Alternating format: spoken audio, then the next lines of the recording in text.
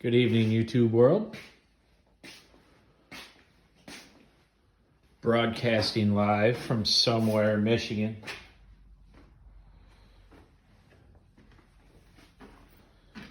So this is kind of what the channel's about. This is this car, really. I inherited this car. It's a 1932 Ford. I watched my dad restore this car when I was growing up. On camera, it's gonna look blue, but it's not. It's actually the 90s Camaro green. But all the new cameras on phones, because I'll be taking all my videos with the phone. No production crew necessary. But it comes up blue. It looks blue, like it's really weird watching my phone, looking at the color. Anyway, this is kind of what the channel's about, is getting this car back on the road. So when he built it, he said that he was building it to drive, that it would never be on a trailer. So it's a horrible view of the odometer, but if y'all can see that, those are miles that him and my mom put on there. I probably put 1,000 on there, maybe. But he and my mother put that car every state east of the Mississippi River. They would map out trips and hit 3 or 4 car shows. And then, oh man, my flags fell. And then, head back for home. My father put a 350 Chevy in it with a 350 turbo transmission. So the sticker on the back here says, built Ford tough with Chevy stuff. He put that on there. Man, hours after the car was painted this color. When he brought the car home, it was a body, a frame, and a rear end. There was nothing, no interior, nothing, no front end. The front end is actually a Mustang 2 front end. It's got independent front suspension, no power steering, no power brakes. At 50 mile an hour, it used to be probably the nicest car I had riding at 55 mile an hour. But it is tight quarters. So whoever you're riding with, you gotta be, you can't be shy. But it's a cool car. I fell in love with it later in life. This was my dad's dream. It's going to be my hot rod now. I'm going to make it my hot rod. And I'm going to make it my hot rod by putting a 5.3 LS engine in place of that 350. And hopefully a 4L80 transmission in place of that turbo 350. That's the idea anyway. There's 70,000 miles of wear on the fenders. So we'll be going new color as well. Not sure of color, but it will be a new color. So we'll be slowly dismantling it. I hope to get it back on the road, not painted, but I hope to get it back on the road in about 2 to 3 years. And it'll probably still pretty much be this color. Like there'll be, fenders might be in primer or, whatever. But I hope to get it drivable in about 2 or 3 years. And then after that, worry about paint. And then by its 100th birthday in 2032, I hope to be able to take this thing to California. That's the goal. I want to get west.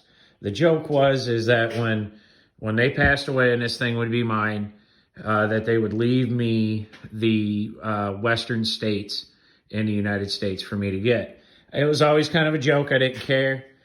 Now it's kind of a mission. Got a new addition to the Miller family. So the other thing I would like to do is make sure that this thing is a 3rd generation car. So I think a 5.3 LS with a 4L80, by the time he gets it, He will not have to worry about a engine or transmission. At that point, we'll just have to worry about keeping the fenders and body straight. But this is the car. This is the car why I created the channel. My only other experience doing anything like this was LS swapping this beast. This had a 350 small block, Chevy small block with a 700 R4. I did not rebuild the engine, but I did get the lower end rebuilt. From there, I put it in, put everything else in. There's still bugs to work out. I'm not done with this by any means. I don't think we ever are. But this was a lot of fun. I had an absolute blast doing this. Learned a lot, spent a lot. Don't tell my wife. But this was a lot of fun. So this what kind of gave me the idea to LS swap a 32 Ford. And I think that the idea of keeping the car on the road in hopes to get every state in the lower 48 under this car, I think is a cool accomplishment. Even though I really don't have proof other than I'm going to have to dig up pictures to, I got pictures of it on Daytona Beach. I got pictures of it. It seems like at Mount Rushmore somewhere, or gosh, I don't know. I don't know how I would ever prove that it's been in every state east of Mississippi, other than I guarantee you that my parents drove this car every state east of Mississippi, and that the miles on the odometer are original since my dad put it on the road. And I even think he drove it about 3,000 miles more than the odometer, as I think he drove it about a year or two before he put an odometer in it. So I think probably at least an oil change without putting an odometer in it. So that's kind of the rundown of the car. Videos will come. Who knows? This is for fun. I don't give a shit. Having a lot of fun out here in my barn. And like I say, I got a new addition to the family, and I hope to make this the 3rd generation car. As far as this goes, man, there's a couple YouTube channels I'd love to give a shout to, which is United by Trucks, Carolina Mike, Lonnie's Garage. Gosh, I'm missing a bunch here. Hang on. What's his name? Richard Holdner, the Driveway Engineer. Somewhere the Driveway Engineer is smiling, but going, you didn't have to do all that. Would love to do burnouts with you one of these days, dude. But yeah, a bunch of YouTube channels, man, helped me through this. The whole wiring, everything. Like I say, the knowledge out there is awesome. YouTube guys on YouTube channels saved my life doing this. So I used Tejas motor mount. So shout out to Scotty Backus. He made me look like a genius as far as that goes.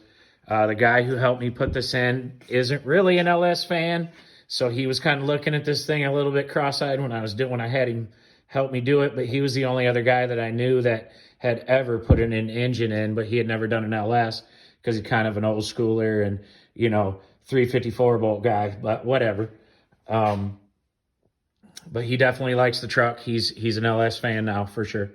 But yeah, had a lot of fun. And my wife said, what about putting an LS in that thing? And I thought, whew, if my dad was alive and seen what that 6-liter did to my truck and how it turned this thing into really, it's not the fastest thing on the road, but it sounds good. It gets up and going.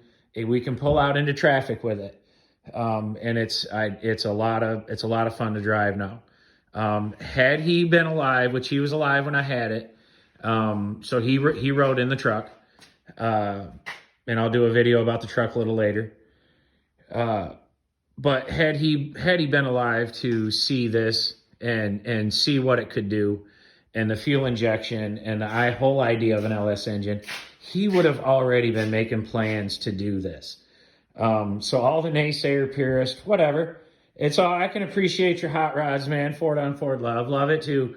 A badass Mustang motor would be nice in there, but I don't want to cut up a Mustang to do it. So, I mean, they're nice. Don't get me wrong. I'd love to, entertain an idea of a Ford flathead, but can a Ford flathead get me to California? And who knows the 3 or 4 guys that can build one? So, would love to, wet dream, as I say, wet dream about shit like that. But in reality, I think a 5.3 is going to get me to California and back and get, the west side, west of the Mississippi. So, y'all have a good night. If you've made it this far, thank you. And subscribe, like, all that jive, whatever. Have a good one.